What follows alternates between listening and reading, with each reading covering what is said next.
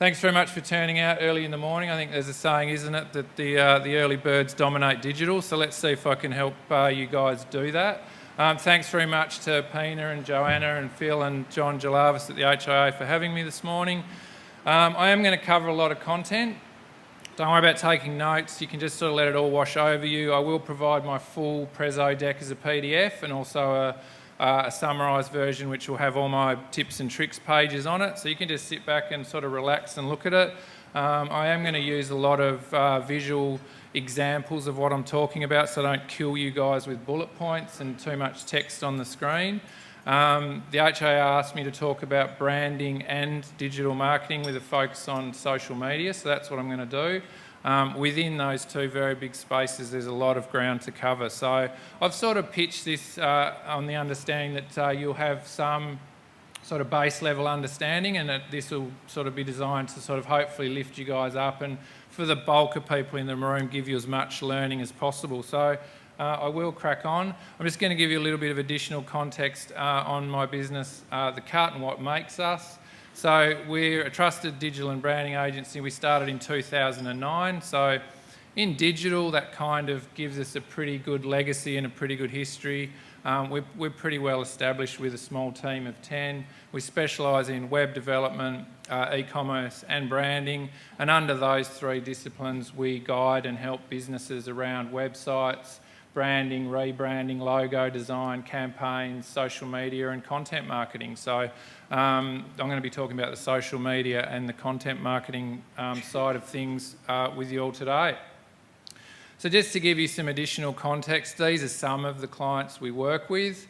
The reason I put these up is there's some very, very large recognisable household names in there, and there's obviously some very, very small names you never would have heard of. So that very much sort of covers the breadth and depth that we do. With someone like Rio, we're really talking about projects in the development and highly technical development space, application development and very complex websites. And then for the smaller businesses there, you're starting to work on branding and ongoing social media and those sorts of things. So we're pretty diverse. We don't specialise in any special sector. We don't focus on new home builders, for example. But what we do is the processes and techniques that I'll show you guys today, we use them for everyone. Doesn't really change what the business is. Yes, we do tweaks and massage things according to each specific business, but overall we take exactly the same approach because it works really, really well regardless of what your offering is to the market. So what are we going to talk about today? Digital marketing and advertising in 2018 and beyond, branding, social media and content, and I'm going to be here to give you guys some help hopefully and some guidance, and I've really skewed the whole deck towards giving you lots of tips and takeouts and action points that you can take away and work on. Those things I'll demonstrate by showing you some case studies, so some visuals of real projects and clients that we work on right now. And plenty of tips and takeaways for you all. So some of the concepts I'm going to touch on throughout this is old media versus new media. I think there's a lot less difference than people think. The channels are different, but really the techniques to make your advertising work in digital channels are really pretty much the same as they were 15 years ago when it was all press and TV and radio. Building strong foundations. So one of the first things I'm going to talk about regarding branding is strategy and getting your strategy right, because everything you do should be built on a strategy, and I'll give you some tips around how we approach that. Being distinctive, unique, looking different, disrupting your market. Consistency and integration is really very, very important. Once you decide on your messages and how your brand looks, your brand being much, much more than just your logo, make sure you're sticking with that, and I've got some really nice examples of what that looks like when businesses are achieving that. Content and conversion, so right towards the end of my presentation I'll start to talk more about conversion, increasing conversion via social channels and websites. I mean, it's really important. What are we all doing this for if we're not converting people and generating leads? And obviously one of the great things about digital is the data. It can be good and bad. There's a lot of data out there and people feel overwhelmed with it, but at the end of the day, if you have some good guidance, there's so many statistics. Everything's measurable with digital. Everything's measurable in your social feeds. Everything's measurable that's happening on your website. And if you know what to look for and what to look at, you can make really solid business decisions based on that data. Something to keep in mind. So, this was like just an interesting little sort of comparison. So back in the good old days, your office or showroom was where you wanted people to sort of roll up to. Now it's probably going to be your website is the primary location where people are going to engage with your brand. Yellow pages, that's how people used to find a business. Now it's all about search engine optimization and Google to find your business.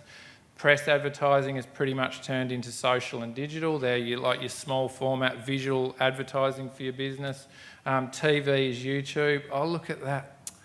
That formatting, I tell you. Google Slides is absolutely awesome, but it sneaks in these little tabs when they save out. And I can't blame the Perth Audio Visual guys for that. It's just a little funny thing that Google does. Really turns my OCDC on to have that in there, so I apologise for that.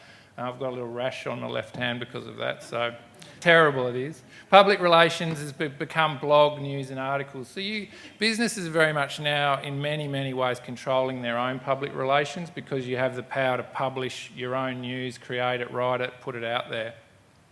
So I just wanted to sort of frame things up. That's how we kind of look at this. So the principles that we use to make old media great is still really exactly the same as what we use to make new media effective and powerful and make it work. So I'm going to start off talking about branding, which is really about what your business looks like.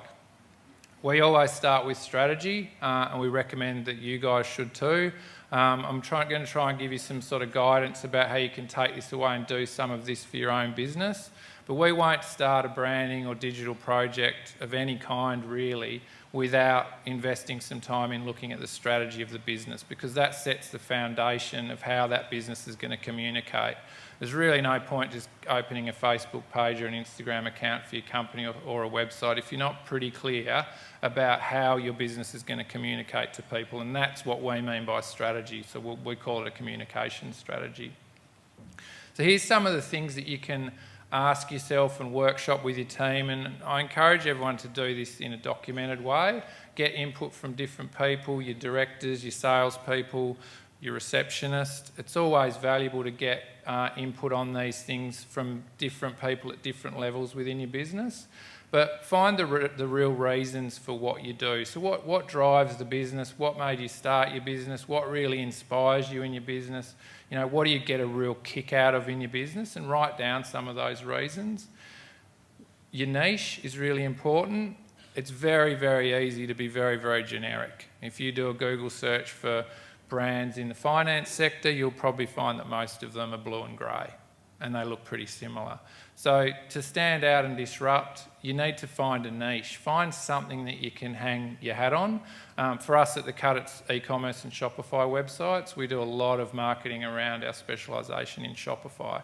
We do a lot of other things, and you guys will obviously do a lot of other things, but finding a niche is saying, this is what we really do very, very well and probably better than most other people, and there's a lot of direction and content ideas that we can derive out of that little specialisation. So define your core target market. So they're not a core target market, they're people. So think of them as people. They want to know things, they have questions, they've got plans, they've got dreams, they've got aspirations. Try and get into the heads of your market and don't think about them as dollar signs, and write those things down. What motivates your core target market? And by core, I mean where are most of your customers sitting? For a luxury home builder, they're going to be a whole different set of people than someone who's specialising in single-storey narrow blocks. So find the core. Don't try and appeal to everyone from 18 to 88. Find the core and speak directly to them. Understand what matters to them and show how you can help those people. And that's really, really important. A lot of this around social and content is helping people with the content you publish. People are hungry for information. There's even people in this room right now who are on their phones and tablets, and that's awesome. I applaud that. Look at a train, a bus, look at the traffic lights. People are on their phones all the time. What are they getting? They're getting content. They want information. Yes, some of that's social and watching kittens and cute kitten videos, but also people are searching online for their next pair of jeans, their next home, their furniture, their interior designer, their next advertising agency. All of those things, they want to find content, really important. and make sure you're telling the most relevant messages to your market. So how does the strategy help? It gives your brand and marketing some focus, and that's really, really important. If you don't know where you're going, it's very hard to work out where to start and what you should be doing. A strategy will set a direction for you, and you can then run in that direction and start running faster and clocking up more miles and victories. Position your business as unique, so that should very much come out of your strategy. It should help you find the things that make your business and your brand special, and you should talk about those things. That will then again allow you to disrupt the sector. So I think a lot of home builders, and look, you're not on a desert island, a lot of businesses in general, whether it's finance or home builders or anything else, furniture galleries, a lot of them are generic. They look very, very similar. It's the ones that have taken the time to position themselves slightly differently within their sector that are often the ones that are jumping out and getting conversations happening around them. It'll allow you to define your best prospects, so your best potential customers, and it'll allow you ultimately to achieve more engagement. Okay, so all this sounds awesome, so I'm going to get to some pictures, our first set of pictures. So what does this actually look like? I've deliberately picked case studies that are really diverse and very different businesses. One of them does have homes in it, so there'll be something there that you guys can maybe relate to a little bit more closely. But the fact is that, as I said earlier, we apply the same principle to any client that approaches us, no matter what sector they're in. So we branded, there's another one. We branded Turf Care WA, and their motivations were to refresh the brand. They were growing very, very quickly, and they wanted to refresh the brand and disrupt and redefine and really help themselves gain traction as a sector leader. Their key messages are all around premium turf services for the very best sporting facilities. They wanted the logo to be more modern and dynamic and put them on a level as a business with the big corporate organisations that were becoming their clients.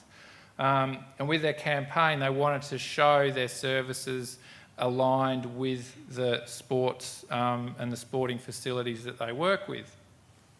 So here's a good old before and after. On the left, we have the bald guy, and on the right, we have the guy who's got a beautiful head of hair. So it's the old, what did they look like before and what do they look like now? So you can see on the left, look, it's not the world's worst logo, but it was looking pretty dated and tired, and it was the way it was used was pretty boring and flat.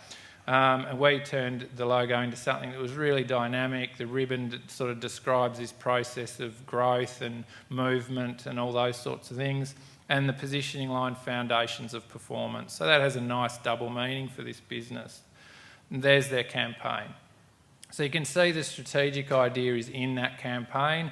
Underneath, you've got the guy doing the hard work. That's the preparation for the guy playing the sport. You've got the golf idea. You've got the tennis idea. You've got the soccer idea. And so you can see that that's their hero campaign.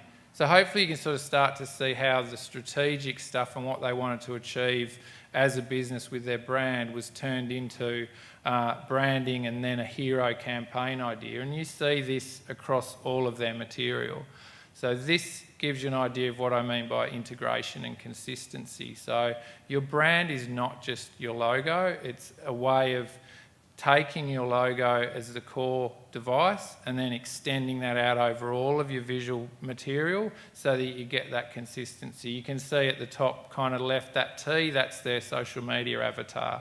You can see some of their digital, their website on the tablet on the left and the social media feed. So it all looks and feels the same, and you'll see some more of them afterwards. And I'll show you another case study. Oh man. I'll show you another case study. You don't see this when you do the final check of it, I'm telling you. Something happens when you download it. It's very annoying. I have to write to Mr. Google. So Abode were rebranding as well. They were actually bringing together Paxton Hode, which is pretty much a household name in Perth real estate, with the Abode business, but Abode was the one that was the brand name that was going to be moved forward. They specialise in premium properties in the western suburbs, so they're really just working through that golden few miles there between North Fremantle and Subiaco, let's say. They needed a logo that was legible. How about that? It's pretty much a no-brainer. And they wanted to show beauty and aspirational homes in their advertising. So they've got a prime location on Stirling Highway in Cottesloe. No one knew their brand, and the client admitted that to themselves. Unless there was a personal relationship, nobody knew that brand. They had never heard of it. Prime location. As soon as they had the new branding put on that building, they had people saying, "Oh, have you increased your signage, and your signage has got a lot bigger?" And it's like, no, we haven't changed the size of the signage, we've just changed our branding. So now you can actually read the word abode very clearly.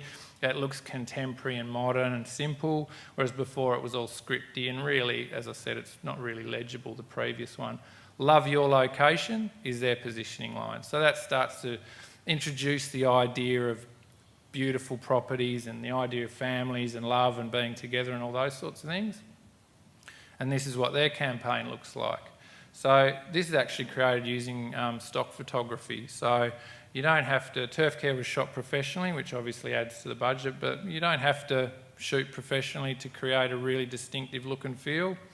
And you can see how these work now. So the brackets kind of invite you to position yourself in that photo in kind of a nice way. And the client's absolutely delighted with that. And again, this is what integration looks like, that real consistency. On the top right-hand side, you can see some memes that are published in their social media feeds. And they do really actually quite well. And it's nice to have memes that are branded. It doesn't really matter where the words come from, the quotations and the lines, it doesn't really matter. But if you can brand them and give your brand ownership of those memes, they can be created really quickly and easily with a simple template, and you can just crank them out. Anyone can do it, really. So I'll just take you through the process that we follow, and if you use those notes about strategy and then feed it into looking at this process so you can see the logical progression that we use. So the campaign will bring your strategy to life. It's worth spending time on your strategy.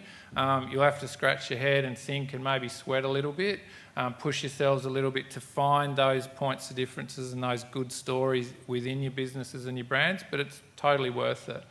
Because once you've got a strategy that's written down and shared with your team, everything should be built on that. Every bit of marketing and communication, and even inducting your own teams into your business to help people get on board with culture, it's really awesome for that as well.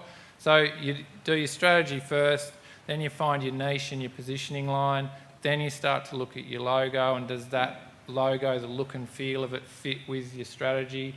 Then you develop the broader brand identity, so what are all the supporting graphics and elements and devices, visual devices that you have to work with outside of your logo, and then you work on your campaign, and then when all that's ready to go, then you work on your specific execution. So how's that campaign going to look in my social feeds, in my brochure, on my website, etc., etc. So some tips and takeaways for brand and campaign. Use your strategy to guide all of your advertising.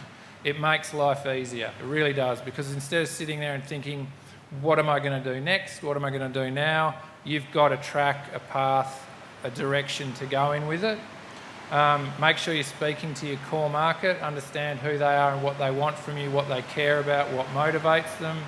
Be consistent with your messaging and your visuals, and that's why I included those last two. Anyone leave their windows open in their cars? It's time now to go outside and save your vehicle. As you can see in those last two screens, that's really what consistency should look like. When you get all of your different material together in a big pile, it should all look like it totally belongs together and your brand owns it all. Don't be afraid, or in fact actually try to stand out and disrupt and be different. 90% of the market, whatever market you're in, will probably be doing things generically. So the more that you can move away from that generic stuff, the more you'll stand out, the more attention you'll gather, the more engagement you'll achieve. And the other thing about your strategy is if you're coming up with new ideas or new concepts for whatever it is, events or new campaigns or blog topics or videos, align it with your strategy. Does that idea fit with our strategy? Is our strategy going to be delivered in that idea? So you can have a measuring point or a benchmark for everything you're doing. That'll really, really help. Okay, so that's the branding part over. I think I'm going to be okay for time. There's a lot of slides, but I think I'm going to be pretty good. So that's the branding part over. Now we're getting into social media, and then towards the end I'm going to talk about some other digital aspects, because I don't think you can really talk just about social without addressing some other things. But basically, social media is using content to advertise your business and engage with people. Hopefully every day of the week, hopefully engaging with individuals multiple times. So why, what and how? Why would you want to do social media? I think now people accept that they really have to in some way, shape or form. And I guess what that means in a lot of cases is that people are publishing content, but they might be publishing a lot of content that sort of shows the receptionist at the local coffee shop getting around to coffees, or the Christmas tree in the foyer, or, you know, that sort of thing. And it's pretty boring. It's getting content up there, which is better than nothing, but it's only just better than nothing. And good content does take time to produce, but so does bad content. So I want to give you guys some direction on how you can make that content better, and hopefully actually sort of make it easier to create the content and not be scratching your head going, oh, what am I going to post today? What am I going to post today? So social is the new advertising and PR, so you get to control your own advertising effectively. You can create and control your own content. You're using it to attract, engage, and again, measure what's happening. You want to be seeing lots of green arrows. You want to be looking at individual posts, what videos are working better than others, what promotions are the most effective. We did a campaign for Mundella Foods, and we ran 3 different promotions, and one of them just blew the others out of the water, which we didn't really expect. And you can use that sort of information to go, right, let's do more in that direction, because that topic or that theme was so much more powerful than the others.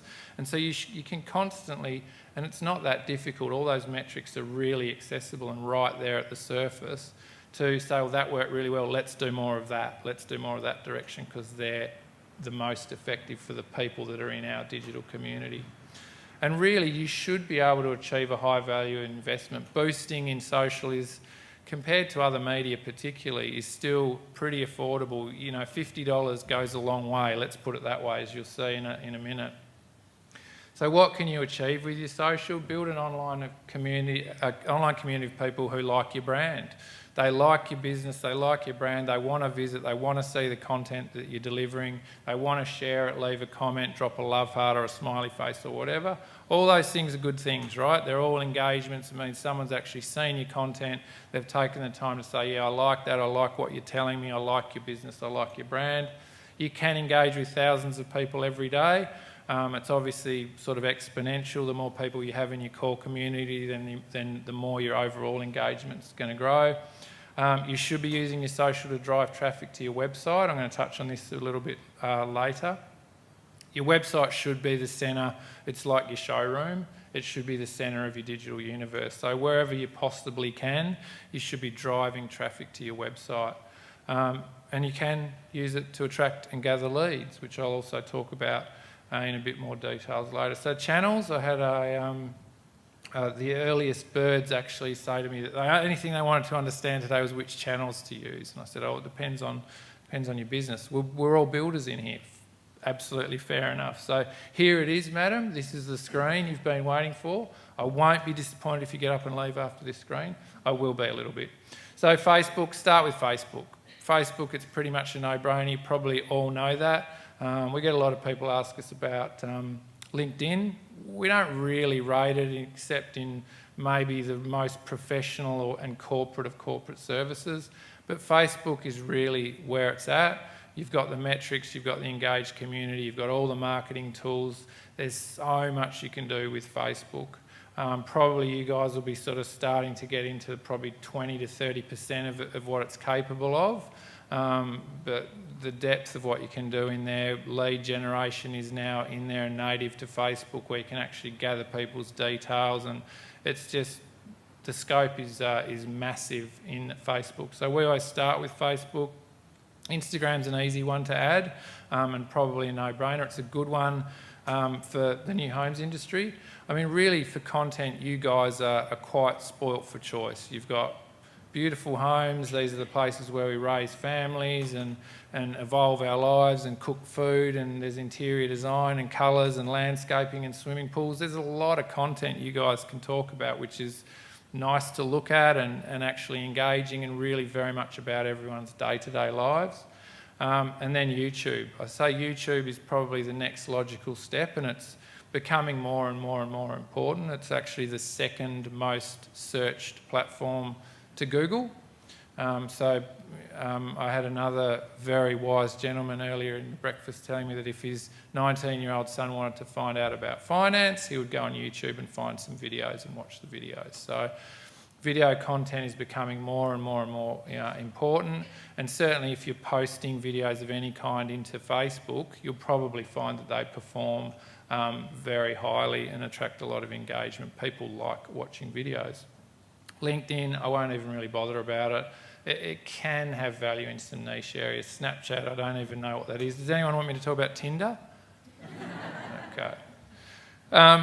So your website is a really, really important channel, okay? It's where you should hold all of your best value content. Your website should be designed in there to look beautiful, to be engaging, to have content there that makes people want to look and watch your pages. So when you're looking at your Google Analytics, and I hope that everyone is, you certainly should be, even if you only look at your top level metrics for Google Analytics, look at your bounce rate.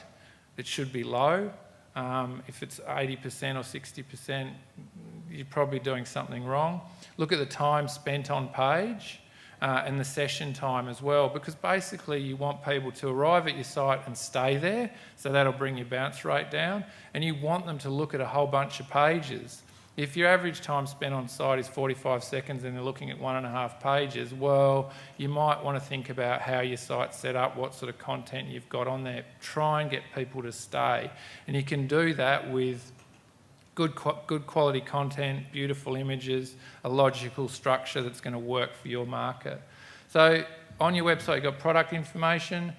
As I said before, people want information. If you can create a story and some engaging points around your homes or whatever the product is that you're selling, put that on your content, give people something to read, make it sound special, spend a little time on it. Blog is really important. Publish news about your business, publish articles that help people with the sorts of information they're looking for in your space, like is that building processes, council approvals, or sort of the sexier stuff around interior design, or putting in a swimming pool, or designing for narrow lot homes. All those sorts of things should be sitting in your blog, so when people come they go, oh, I like that, I want to find out about that, I'm going to read that, or there's another interesting topic, I'm going to have a quick look about that. And obviously if you've got that blog content there, you push that out into your socials, and when people click on the link, it brings them back to your website. I'm reading the blog, I might as well have a look at their properties. And again, they're spending more time on your site, and your social is being used to drive traffic in. And content around downloads, another really important thing, especially with the immediate rise of lead generation and simple automations where you can feed prospects content. You need some of that content to be available in download. So give people the opportunity to download pieces of knowledge, things that will guide them around the processes of thinking about a home, choosing a home, planning a home, building a home. Give them content that's going to help them in the form of a download. It's obviously branded. A couple of pages is absolutely fine. Offer it to them. You can gather their data when they download if that's something you want to implement. But those are the three sort of key content areas or sort of channels on your own websites that it's really important that you lift and make them as good as they can be. So I'm going to come back to Turf Care WA. So we made a real effort with these guys to shoot some, turf care, it's tractors, it's synthetic turf cleaners, it's like, oh man, this is... But we said, like, we want to go out there really early in the morning, get these things on some beautiful grass and make those images look really good. These guys are big on their technology. They have all the latest gear. Let's make them look beautiful. So you can see some content there. The blog article or the service is posted into their Facebook. They click that, they get driven to their website, as I just said. You know, that's a pretty nicely integrated Facebook page. It looks really, really nice. It's very strong on brand. The avatar of the T there, little tip for you guys, your avatar shouldn't be a whole logo. Unless your logo is really, really compact, such as the cut. You'll see a lot, have a look around, anyone with a big business name who've got their whole logo as their avatar, they're kind of wasting their time because it's illegible on a mobile, probably illegible on a tablet. And you actually don't need it because everywhere that little avatar sits, your brand name is right next to it in text, as you can see there at the top of that page. And you can see some content there. So these guys are not obviously reaching out to every single consumer in the market. They're pretty specialised, but you can see they're getting some pretty healthy engagement with their content through a variety of themes. They're a Perth-based business, so yes, sometimes we put up a cityscape and a beautiful sunset, then we'll put up videos of their high-tech equipment in action, and then we'll publish services about how they work, case studies on projects. And you can see that that's for each individual post, those numbers on reach. Probably for them you're getting engagements sort of in the couple of hundreds, so that's actually an action taken to like, comment, share on each of those individual posts. So some pretty strong engagement there, and a really good example of something that's not particularly sexy and certainly focused on a pretty niche market is getting strong engagement. So planning and scheduling your content. This will also make life much easier. It's a little bit of work when you sit down and have to do it, but just run a spreadsheet, duplicate it, do it month on month, and it'll make your life a lot easier. When you're posting content, you're kind of thinking up on the spur of the moment, and don't get me wrong, when there are good opportunities for that sort of content, it's great, put them up, but when your whole strategy is based around that, it's going to be less effective content, there's no doubt about it. So schedule your content type according to the content type or theme. So is it going to be news? Is it going to be about design or location or lifestyle or recipes or whatever? Get your categories all sorted out. Schedule according to that so you know that every week I'm going to have theme A twice and theme B once and theme C once, and build it up like that. Use a simple logical structure to it. Schedule according to the day and time of the post that's going to go up, so that can really affect your engagement. The time of day and the day of the week can really affect your engagement. Keep that in mind. Google it, you'll find some information that should be about right about it, about when's the best time to post, depending on who you want to reach.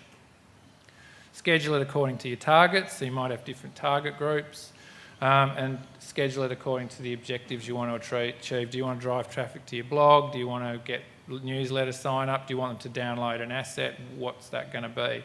Once you apply a few simple categories like that and start to block it out, right, that's cool, then I need to create that and that. That can be an ad hoc one, and then duplicate it out to the next month, and you sort of step and repeat it. So it's not about having to reinvent the wheel every month. You should follow a consistent strategy. Obviously you vary the look and feel and the text in each one, but you're basically following the same topics along the way. Because control will give you quality. Scheduling gives you more control, and the control will increase the quality of what you're doing. It makes it easier to stay on the strategy that you've developed earlier on, and it basically just makes it easier to create good quality content that is going to work harder. Your engagement will definitely be higher. So, content creation, is it about selling? Is it about just talking about your products over and over and over and over again? No, it shouldn't be. That gets pretty boring and one-dimensional and probably make your feed look kind of the same all the way through. You should be trying to help your audience with information. Doesn't have to be, a thesis. You don't have to sort of come up with some radical new idea. All of this information is out there, and you can find it and repurpose it, edit it, shape it to your own brand and business, and make it efficient to create that content. But you want to be creating good quality content that's, again, based on your niche and the topics that rise up around that niche, that specialisation that your business has. You should definitely be trying to help your audience with the content. So there's information that's of value to them. Those might be articles, they could be guides, they could be checklists, could be simple advice from your in-house experts or industry people. You might want to tap into John Jalavis's Twitter feed and glean some information. He's on it right now, look at him, he's hopeless, absolutely hopeless. John. Inspiration stuff, so lifestyle inspiration, things work well in your sector. You can grab those images from somewhere else, just make sure you credit the photographer, it's all good. So you want to be publishing, promoting, and then you'll start to attract, engage. Once you've attracted and engaged, you can start to look at getting conversions, which I'll talk about in a minute. So you're thinking this all sounds like so much work. Definitely, I don't have a magic bullet here. It is work. As I said earlier, it's also work to create bad content. So if you follow some good practices, you'll probably find you're doing a little bit more work to create much better content to get far higher engagement. So good content does take some time, but there are several ways to manage that. Choose 1 or 2 channels that are right for your business and your market. Start small, basically. Start small with something you can manage and then build from there. Don't sort of get overwhelmed and think, oh, I've got to be on Tinder. Oh no, that's the weekend. I've got to be on Twitter and Facebook and Instagram and Pinterest and YouTube all at once. You don't. If you've got a small team or you're doing it yourself, start with Facebook. When you're up and running with a nice little solid Facebook and you're seeing lots of green arrows in your metrics, add in Instagram. And then if you find you can even push your Facebook to your Instagram and get 2 for 1 there. And then if you want to start doing videos, if you're the kind of person who wants to do selfie videos and stuff, they can be really effective if you're talking about interesting stuff for your market.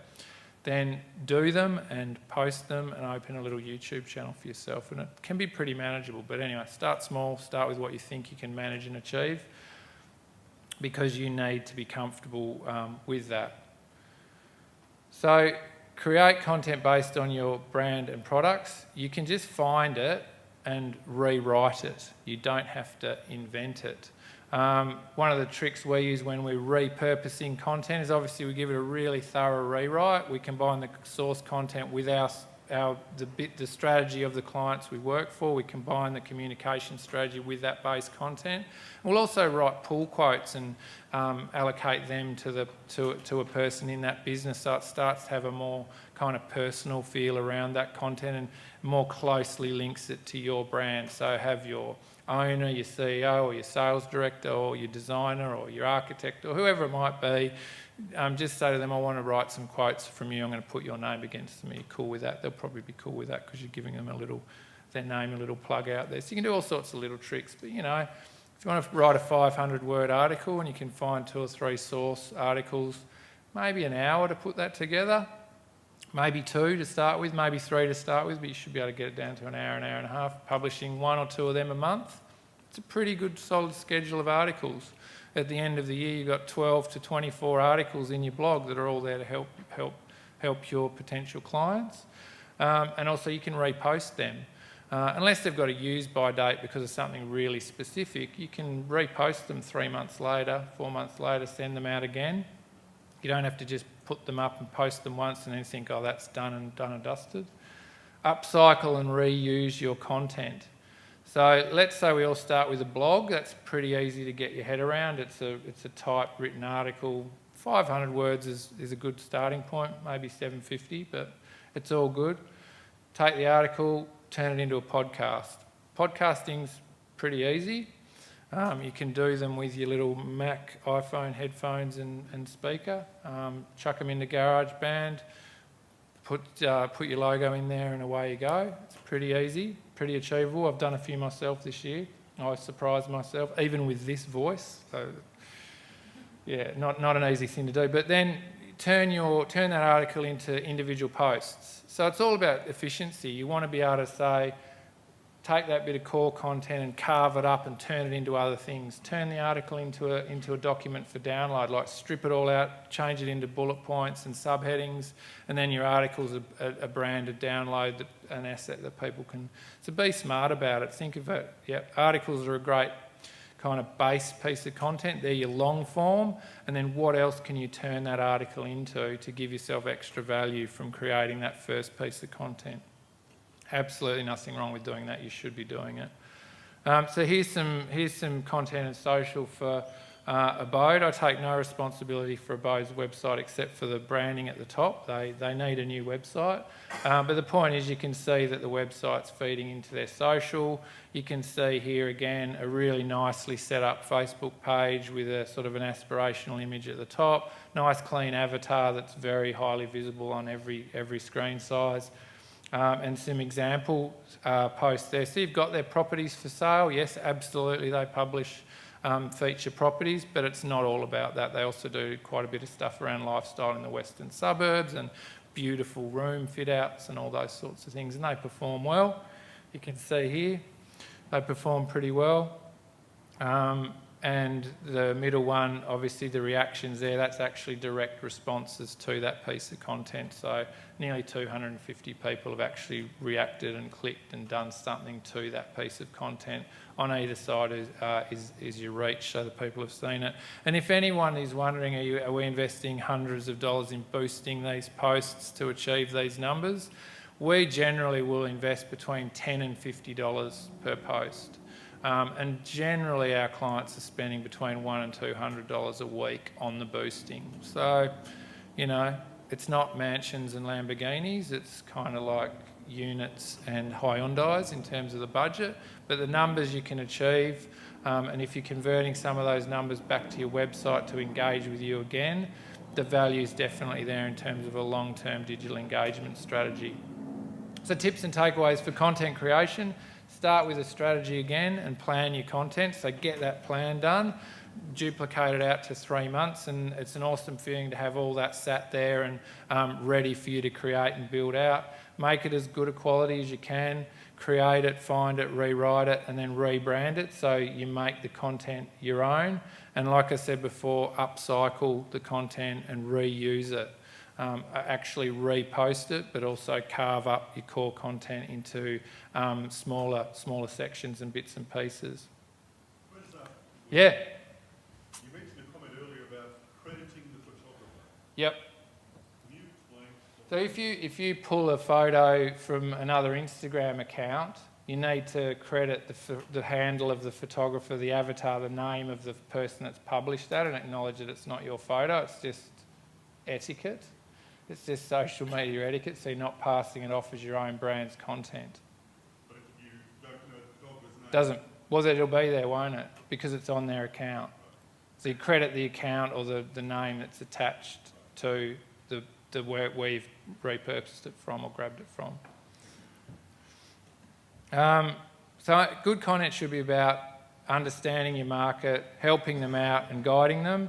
So understand those people, spend a bit of time talking about them. Who are they? What do they want? What are they looking for? What motivates them around what you're delivering?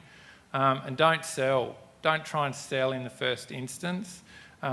Look at it as being engagement and a longer term process before you eventually deliver the sell right at the end.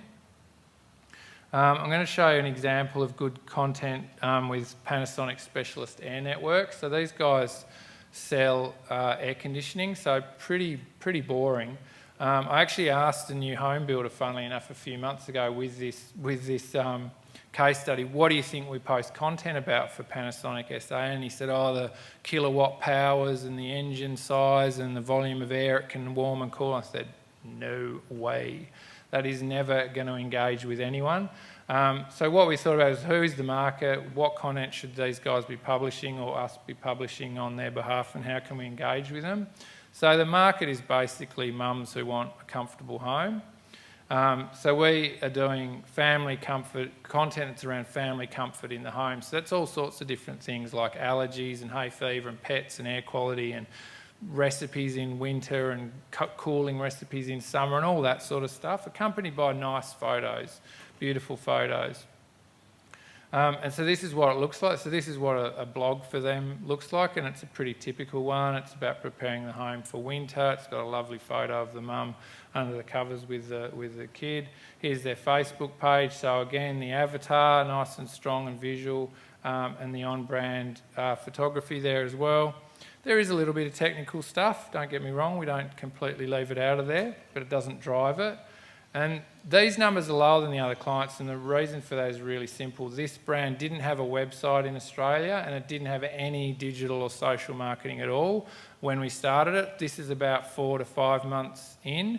So very, very quickly we started to build their community up to 1,000 and achieve pretty solid numbers for, again, pretty modest investments, and that continues to build and grow based on that strategy of making the air conditioning content good for their market, which is basically mums who want to keep their family home comfortable for their kids. So tips and takeaways around good content: understand what your market wants to know about. And the easiest way to do that is think about them as people. Don't think about them as target markets or dollar signs. Be less hard sell and more helpful. It'll go a long, long way. Inspire, help, and answer what you think their most common questions are going to be. And really, we all probably have a pretty clear idea about what our clients are asking us and what their concerns are, what their motivations are. And when you understand those things, you can build some topics around that. So being specific, much as sort of identifying a niche that's around your whole business, if you're specific around your content, it'll be more memorable, and people will know you for being a specialist in that area. So that's about owning your niche. Focus on your business niche, and then out of that, find your content niches. So it's actually going to make it easier because, as I said earlier with the strategy, if you're not sure what direction to go, and when you can set a direction, it's much easier to go under that direction or that main heading. I can think up 6 different subtopics about which I can generate some content pretty easy. It gives you that space to work in, that clearly defined space to work in, which does make it much, much easier. So comfort in here's some examples of those niches and what sort of topics they lead to. So comfort in the family home is from Panasonic, and as I said again, allergies, hay fever, pets, air quality, winter warmer recipes, summer cooling recipes and drinks and refreshment and all those sorts of things.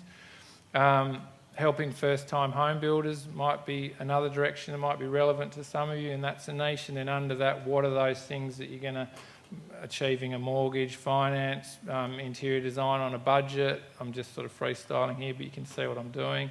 European designer kitchen specialist, so you might want to publish some things about travelling in Europe or European food and all those sorts of things. So it has a connection to what your niche is, but you're not actually trying to say, well, we're European designer kitchen specialists, here's a bunch of ovens or here's a bunch of bench tops. It's taking it off to the side a little bit and making it a bit more interesting and engaging and useful for people. And when it is those things, they'll come back to you as a source for that content. Lifestyle in the western suburbs is abode. So when you have your niche, list the potential topics that fit the niche and then start to create the content.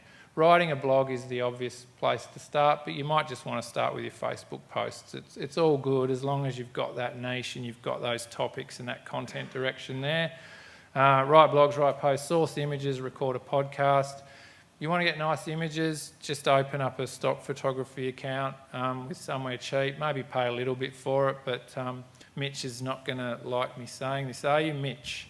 But yeah, look, you can't always afford an awesome professional photographer, videographer like Mitch from Limbo Images, and he's actually very, very, very affordable. But day-to-day in social, you're not going to be publishing all of your best and most expensive and premium shots, but you can get shots out there for anything from sort of $7 to $30 a shot, and images in social and on your website, they really help people engage because they really help position your business as attractive and quality. There's nothing worse than looking at photos of a home or a really low quality render of a home and well, it doesn't really look like it's going to be worth my $300,000 investment. It's not looking good enough. It's so important.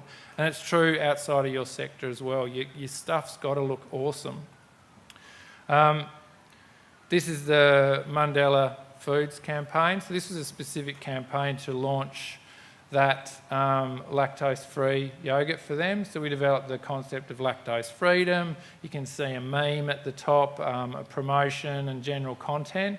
So their content, funnily enough, their website traffic off the back of this campaign went up by 400%. I can't claim greatness for that. They weren't doing things particularly well before we delivered this campaign for them, but that's a common story. Great example of a beautiful looking photo that's on topic for these guys. That's just a stock shot that didn't cost very much at all. We post that in the social, it links to the blog. We were doing yoga, fitness, health, nutrition.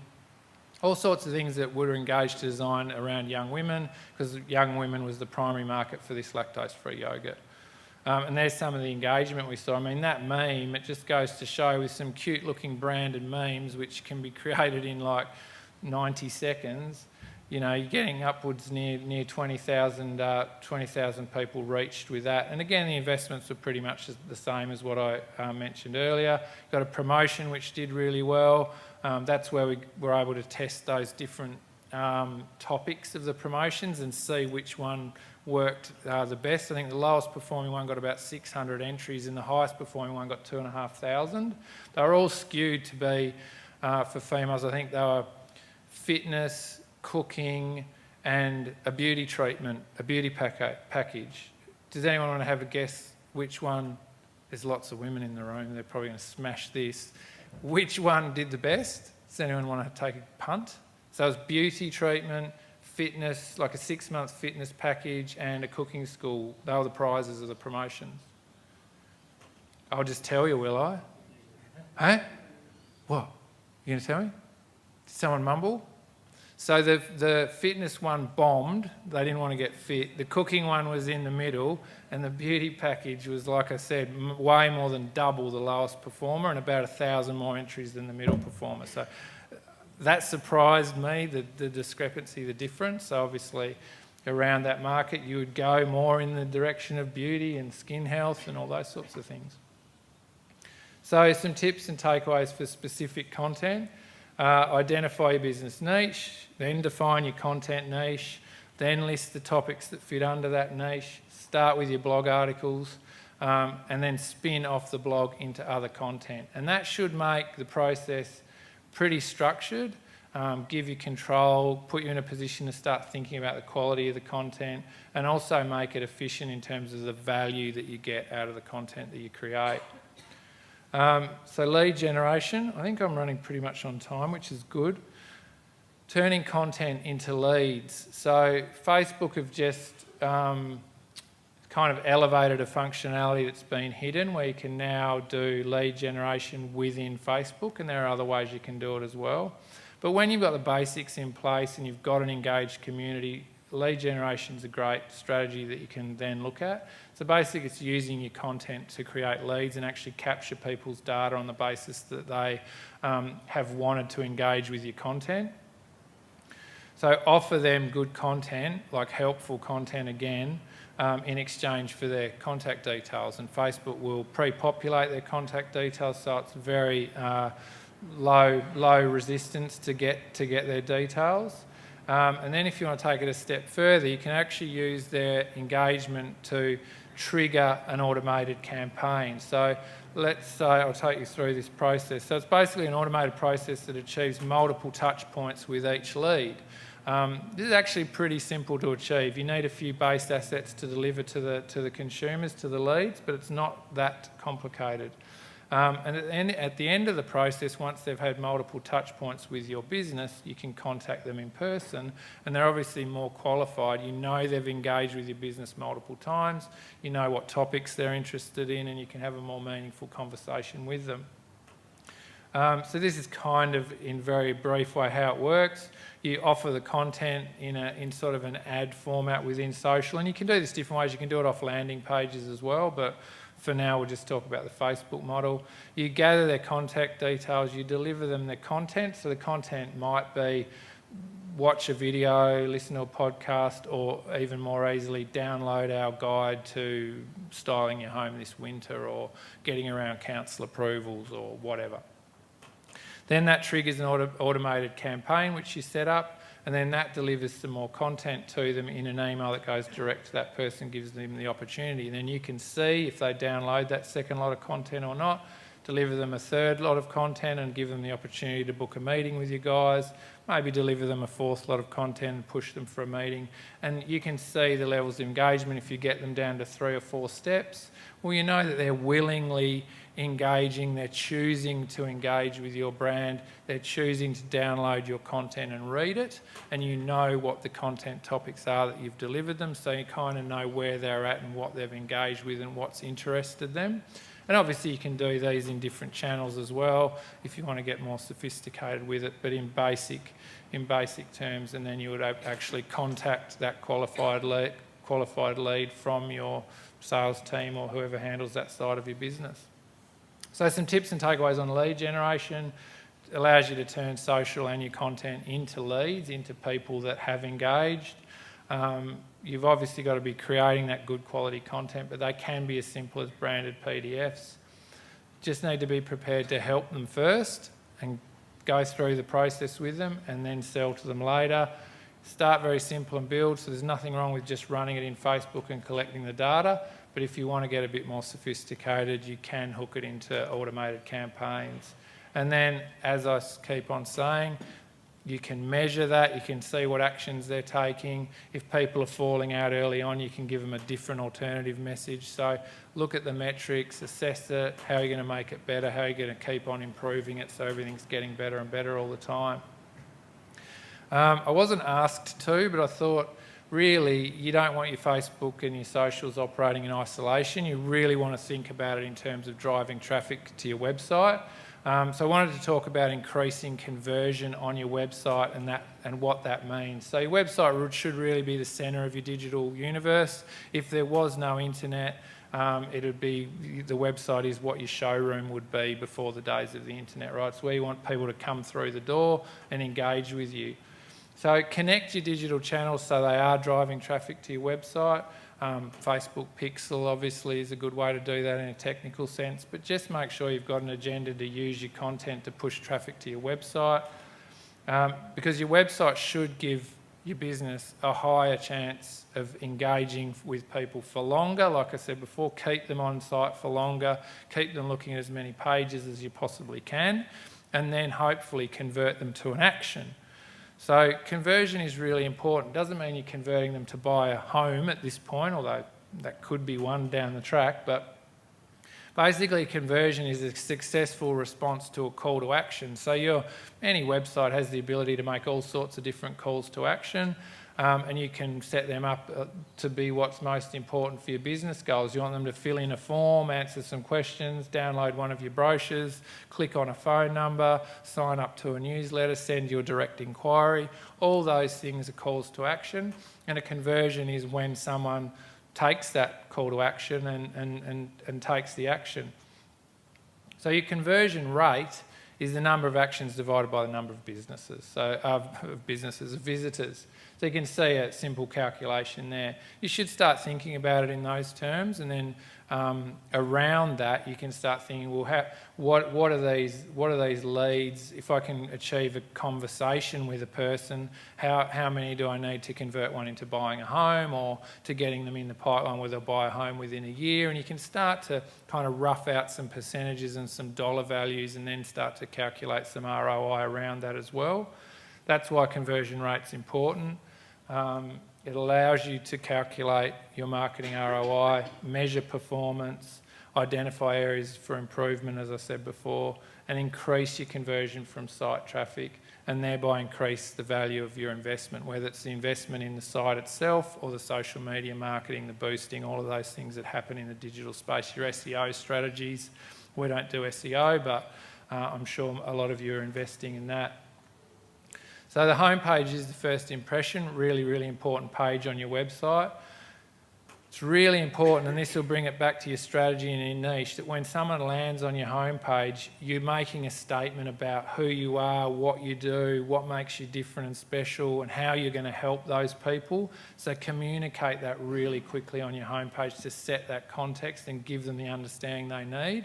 That's going to help drag them in, and then give them an obvious first action that drives them further into your website, okay? So that's nothing too technical, but you want to direct them to the content that you want to take them to, but also it's going to be attractive to them. So some examples of first actions might be take advantage of a discount or a limited offer, browse your new products, explore most popular products. So people tend to be drawn to products that they know other people have already liked. Find content for inspiration and learning, so that's about pulling your blogs to the front of the page, and offer free downloads of assets. So here's a couple of examples. So you can see with turf care, On the desktop version, there's a phone and an email contact point. Basically, these guys want to talk to people who own councils and sporting facilities. That's really important.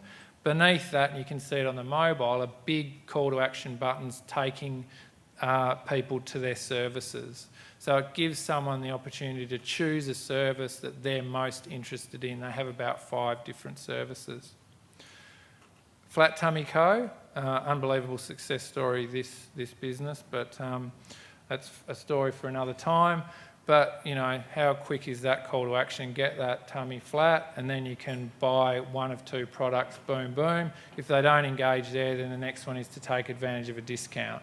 So you can see how really quickly people land on that page. They've got 2 or 3 immediate choices, and that really increases the ability for people to make that choice early because there's not too much to choose from. They're not getting confused. Venue menu, people come here to search for venues, so that right at the very top of the page, you punch in your category of what you want to search for and away you go, or you can quick link to specific venues that are right there underneath. So again, a simple set of choices that are easy to understand. The context of the site and what it's offering is established really, really quickly. So tips and tricks for your website homepage. Quickly make your context and position clear. Like, who are you? What makes you special? Where's your niche? How do you help people? Have maybe between 1 and 3 clear call to actions. So you could have 3 as a set. You could have 1 real primary one with 2 supporting. Whatever works. And add value and increase engagement with your content, your downloads, your guidance, your inspiration, etc. I talked about photography. Unfortunately for me personally, beautiful sells. So that's very hard for me to deal with. But anyway, let's move on. So engagement via images. People form these first impressions really, really quickly. And over half of people say that they're more interested in the photos and what they look like than they are in reviews and product information, which is understandable. You can probably see in all of our work that the level of the photography across all of those businesses, no matter what they're involved with, the photos look lovely. They make you they either trigger a bit of emotion, or they just look interesting from a technical perspective, or they just look pretty and lovely. That'll help people stay and stick and take a second look, whether it's on your website or in your social channels. You know, for you guys, a home is a huge investment, and your product images can make it look like awesome value or less than awesome value. Again, that's true of any product. Having good quality images is only ever going to help you. They're worth the investment. Whether you're investing in a small way and choosing a set of stock images, or you're actually having some professional images or renders. I know a lot of builders will use CGI renders. It doesn't really matter as long as the end result looks really polished and beautiful. And you can use it again, like your written text in your blogs. You know, your photos can be used everywhere. Print brochures, website, article pages, in your social feeds as well, of course. So it's not just, it's about getting value from that investment and multi-purposing those assets. So we say they're worth the investment. We're not photographers, but we just do understand the power of a good image versus a poor quality image. Use them across all your marketing to get the value. Show variety and detail in the way the photography is taken. So, you know, zoomed in shots, wide angle shots, material detail, design feature details, all those things can help to build a picture, and it also just gives you more variety. And use multiple angles is another way to do that. So increasing conversion on your website, this is. So again, how to make people take the actions that you want them to take. So they're having that extra steps of engagement with your business. They're spending more time, they're looking at more pages, etc. Give them strong reasons to buy from you. So again, that comes back to your unique selling propositions, your key messages, what makes you special and different, show them what's in it for them, explain how you are there to solve their problems and answer the questions that you know that they have. And deliver specific benefits and values to them, whether they're around special features of your homes or products or additions or add-ons or promotions and additional value. Complex language on your website will work less well than very, very simple language. So keep it conversational, keep it chatty. Don't sort of A lot of people sort of roll back into this sort of grade 12 essay writing type of style. It's going to work less well and probably be harder for any of your team to produce. So keep it conversational, keep it short, keep it simple and on point. Direct your visitors to the actions that you most want them to take. So if you most want them to browse a certain category of homes or look at a set of articles, it doesn't really matter what the action is, you choose what it is, but direct them to that action by making it obvious and encouraging them to click on that action as the primary. So make it clear and obvious. Too much choice confuses people on websites. You can see from those examples I gave you before that the immediate choices they have on the homepage that are big and obvious. All the other navigation is there, of course, but people want to be presented with easier options. When they are, they're more likely to take those options. When they're presented with lots of options that are all presented as equal priority, they're less likely to choose anything at all. They're more likely to bounce and leave your site. So tips and takeaways about increasing conversion. They don't want to think too much. Give them strong reasons to buy from you straight away. Keep the language simple. Direct them to the most important action and limit their options. So I'm going to recap really quickly the whole presentation and then I'll take questions. Pretty good. Pretty good. 5 minutes over, it's not bad. So advertising in 2018, so the channels are new, but all the rules about strategy, messaging, consistency, disruption, they're all pretty much the same. It's just that you're executing all of those things in different and new channels. Define your strategy, spend some time to understand your market, make your messaging relevant to that core market, not to everyone possible, but the core market. And then create assets, whether it's your logo, your brand, or your campaign, your photography, that looks different in your sector and thereby disrupts and attracts more attention. Definitely start with your strategy. Even if you do it on a whiteboard with your team and then document like a 2-pager, it doesn't really matter. It doesn't have to be a thesis, but put some time into thinking about those things that I talked about right at the very beginning, because everything should be built on top of that communication strategy and the understanding you have of your own business and how it helps the people who are your main market. And stick to it and use it as a benchmark for new ideas and new channels that you're implementing in your marketing.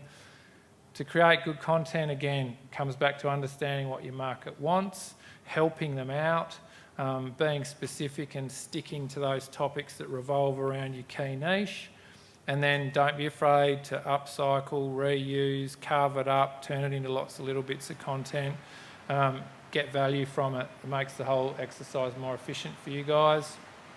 So with your socials, start with Facebook and Instagram. Plan your content schedule. Be realistic.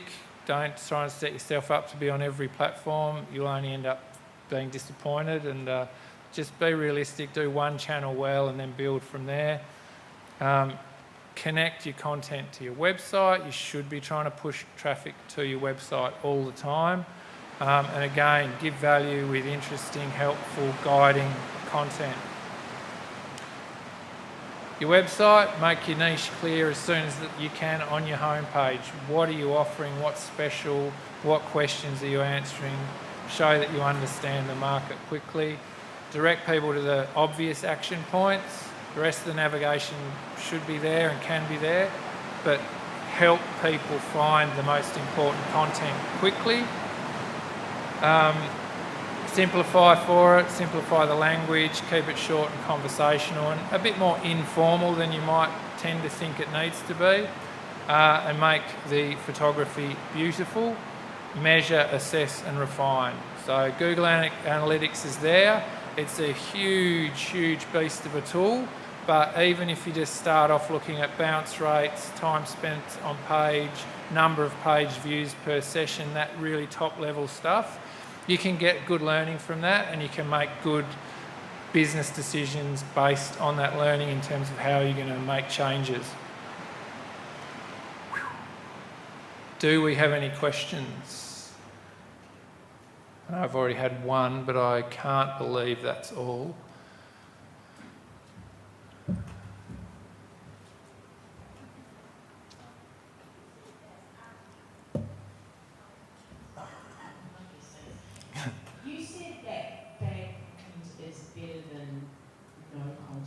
Better than nothing. Better than nothing. Is it really? Depends how bad it is, of course.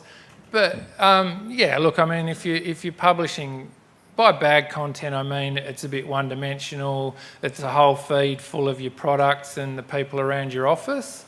You haven't kind of taken it to that next level.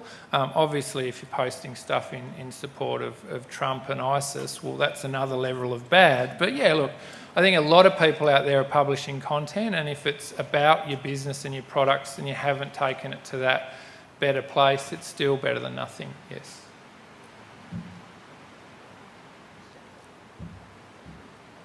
I just wondered if you had a thought. Video works really well. Dealing with animation, clips versus actual video. It really depends on what's going to fit your brand and market very, very well, or the best. I think animations, to do them well, can be very expensive and way more expensive than just creating like a decent looking, respectable or believable person talking to camera. So, I mean, I think probably animations in that sense are a bit of a trend 2 years ago, and probably a little bit more, and there started to be platforms popping up where you could almost build your own online, but they became very samey and very generic very quickly. I think if you can create something that's based on real vision at an affordable price, that's shot in and around an environment that's meaningful to your brand and your market, it's going to be way better. Just a question on the challenges a lot of members face, particularly on social media, is where we're generating leads and posting information on Facebook to create lead generation opportunities. But part of that process, obviously, when you're building a home, from time to time things happen where things may go not to plan, or the client might be extremely happy with the outcome of their home, but may have some issues. And in that same platform, they're posting either negative or positive feedback. So do you have any advice for the members on actually how they engage in both negative and positive feedback within the social media platform? Yep, so the positive feedback, turn it into a testimonial and publish it as your next branded meme or something like that. But in all seriousness, we used to find, more so several years ago now, that the fear about negative feedback in a public channel was actually stopping people implementing social media strategies. I don't think that's the case anymore, but you need to have some sort of simple controlling policy around how to handle that negativity, and the default position for that policy would be handle it with authenticity and transparency in the first instance. So if it's a reasonable complaint and you're not dealing with a lunatic who's just trolling or being out there aggressive, answer their post in public, reply to it, apologise, take responsibility for what's happened, offer them a solution immediately, and then take the conversation offline. Okay? And then that shows your community that you've dealt with it with authenticity and transparency. You're not deleting it. A lot of people will see it if you delete a negative post, believe me, and that's way more damaging. So if you respond to it in that way, unless this person, as I said, is a lunatic, if they're reasonable and they have a legitimate case and you're offering to solve it for them or deal with it for them, well, that really turns that situation into a positive. Again, if they're being actually sort of negative out of spite, then take it offline and block them. But I would say that's a last resort, and only do that if they really start causing you trouble. Does that make sense? But it's a good idea to write like a really simple process of how to handle those things when they happen. Only needs to be a few steps. You might even have a pro forma of like a template of how you would respond to a really serious complaint, so that there's some structure to it. Anyone else? Our studio's in Subi. If you want to have a conversation about this or ask me any other questions, feel free to drop me an email or call the studio. We're always happy to sit down with people, can have a look at your socials and your feeds and your websites and give you some sort of on-the-spot, off-the-cuff input. We know this space really, really well, and we can generally add a lot of value one-to-one. So if you do want to sit down and have a chat, yeah, we're there, we're available, and we're always happy to speak to people and give them a hand with, doesn't have to go any further than that. But if there's anything that I've brought up today that makes you think or wonder about what's going on in those channels for your business, just drop me a line or give me a call. Can even go through it on the phone if you like. I can look at your feeds and have a chat over the phone to you about them and maybe give you some advice. But if there are no other questions, are there no other questions? All good? All right, thanks for having me, guys. Thanks, Phil.